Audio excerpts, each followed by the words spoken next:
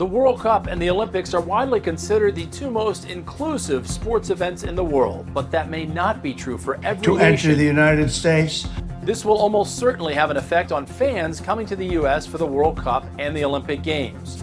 Iran is the only nation on the fully banned list to have already qualified for the World Cup. The administration describes that country as a state sponsor The World of Cup is often described as the most unifying sporting event on the planet, bringing together fans from every corner of the globe. But as the United States prepares to co-host the 2026 tournament with Canada and Mexico, a new decision from Washington is casting a shadow over that vision. President Donald Trump has announced a sweeping travel ban on 12 countries, along with partial restrictions on 7 more. The order bars both immigrants and short-term visitors from entering the U.S. if they come from nations deemed to have weak security checks, ties to terrorism, or a history of visa overstays.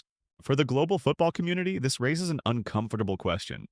How does a political travel restriction intersect with the world's biggest sporting festival? And what will it mean not only for tournament logistics, but for America's reputation as a host nation? Immediate consequences for the World Cup. The order does include exemptions. Athletes, coaches, team staff, and close relatives will be allowed to enter if they are traveling for major sporting events like the World Cup or the Olympics. That means players can still compete. But beyond the athletes themselves, the picture is far less reassuring. Fans, friends, and extended family are not covered. Iran has already qualified for the 2026 World Cup, but tens of thousands of Iranian supporters hoping to cheer on their team inside American stadiums could be blocked. The same uncertainty hangs over other countries still chasing qualification, Haiti, Sudan, Libya, and Venezuela among them. Domestic sports could also feel ripple effects. Major League Soccer and Major League Baseball have players from some of the affected countries. While technically permitted to travel for competition, these athletes face uncertainty about visiting relatives abroad or returning home without complications. Even small doubts can affect careers and daily life. The clash between global sport and exclusion. The World Cup is more than a tournament. It is a celebration of cultural exchange and unity. Hosting it under a restrictive travel policy creates an obvious contradiction. On one side, the United States has invested heavily in stadiums and infrastructure to welcome the world. On the other, its government is signaling that entire populations are unwelcome. This clash could shape how the event is remembered. Instead of being seen as the year North America opened its doors, 2026 may be remembered as the World Cup, where politics overshadowed sport. FIFA, the sport's governing body, has so far stayed silent, but pressure is likely to build from sponsors, national federations, and fans who expect the tournament to remain open and inclusive. Economic risks for U.S. host cities. Beyond symbolism, the economic stakes are high. World Cups generate billions of dollars from foreign visitors. Fans spend freely on hotels, restaurants, and entertainment. If even a fraction of those supporters are blocked, the losses will fall hardest on U.S. states hosting matches: Texas, California, New York, and others. Consider Iran again. In 2018, when the World Cup was held in Russia, large groups of Iranian fans traveled and spent significantly on travel and local services. If those fans are absent in 2026, the missed revenue in American host cities could be substantial. Multiply that effect across several restricted countries, and the financial hole becomes clear. Airlines, hotels, small vendors, and local tax revenues all stand to lose. In effect, the administration is willing to sacrifice tourism revenue and goodwill in order to project a tough stance on security. From an economic perspective, this is a costly trade-off. Political strategy at home. The timing is also political. Trump frames the policy as a matter of national safety. We cannot have open migration from any country where we cannot safely and reliably check those who seek to enter. This message reinforces his long-standing narrative that border control equals strength. Critics, however, argue the ban is a distraction. Senator Chris Murphy of Connecticut pointed out that the announcement coincided with heated budget negotiations in Congress and with the administration's new investigation into President Biden. By this reading, the travel ban diverts attention from domestic challenges. This dual purpose, security on the surface, politics underneath, makes the policy divisive. Supporters applaud it as a protective measure. Opponents see it as political theater that damages America's image abroad while undercutting potential economic gains. Uncertainty is a new normal. Adding to the unease is the policy's built-in flexibility. Trump has left the list of restricted countries open to change at any moment. Nations can be removed if they improve their screening systems or added if new threats emerge. For international fans, such unpredictability is a nightmare. Planning a trip to the World Cup requires months of preparation, buying tickets, securing visas, booking hotels. A moving target of restrictions makes that nearly impossible. The State Department has also yet to define what qualifies as a major sporting event beyond the World Cup and the Olympics. Does this include continental tournaments or international club competitions? The lack of clarity leaves athletes and organizers guessing and further blurs the line between sport and politics. To sum up, Trump's new travel ban collides head-on with the inclusive spirit of the World Cup.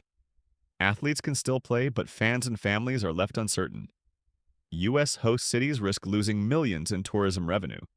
Politically, the order strengthens Trump's tough-on-security brand, but invites criticism for undermining America's global image. As the U.S. prepares to host the world, it is also signaling exclusion. Whether that contradiction can be managed, or whether it overshadows the tournament itself, remains to be seen. And this sets up the next big question. How will America's co-hosts, especially Canada under Prime Minister Mark Carney, respond? Could Canada's open-door stance emerge as a counterbalance to Trump's restrictions? That's the focus of Part 2. When the United States agreed to co-host the 2026 World Cup with Canada and Mexico, the goal was clear. Welcome the world and present North America as a united stage for global sport. But with the Trump administration's new travel ban, that vision now looks fractured. Washington is setting restrictions, while Ottawa and Mexico City must deal with the fallout. In this new landscape, Canada, under Prime Minister Mark Carney, could turn America's closed-door policy into an opening of its own. Canada as a natural counterweight, Carney has consistently promoted Canada as open, diverse, and globally connected. In contrast, Trump's America First message centers on control and restriction. That difference now extends into sports. If U.S. policy blocks fans from certain countries, Canada can step forward as the welcoming host.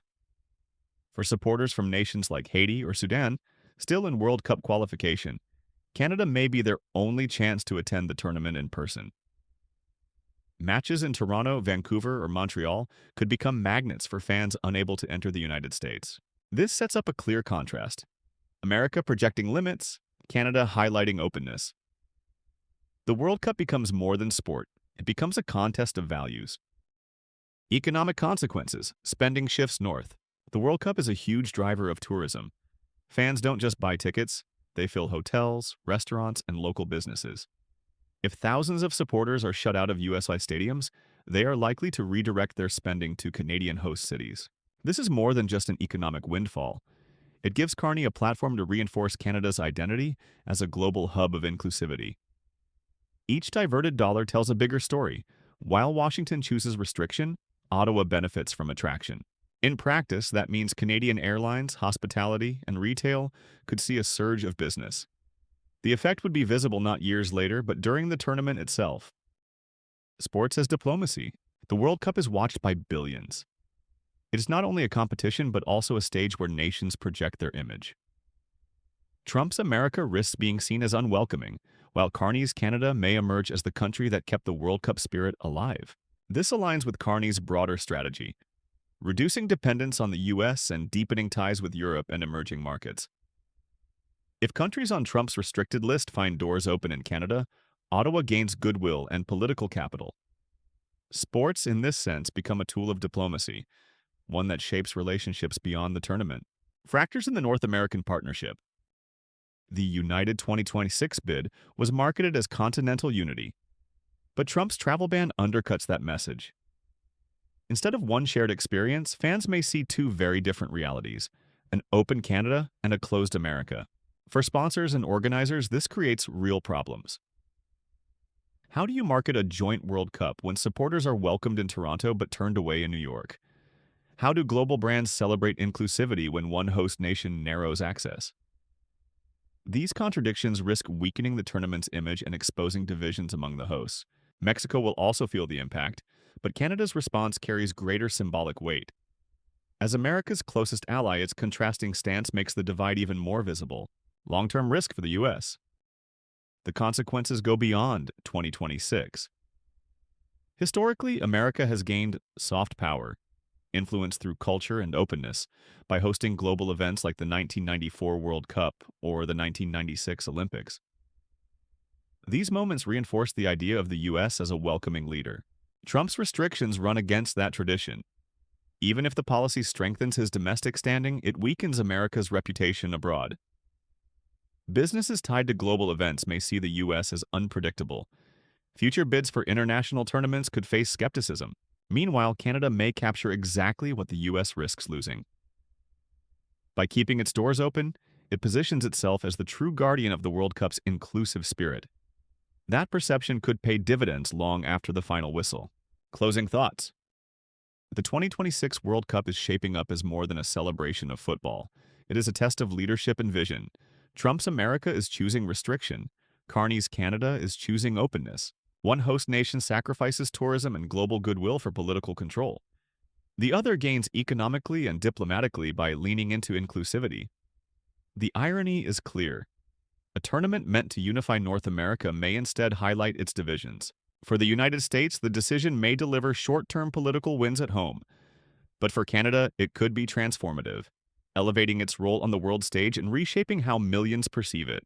When the tournament ends, the key question may not only be who lifts the trophy, but which host nation walks away with the bigger prize. The prize of influence, reputation, and leadership in a world that is watching closely.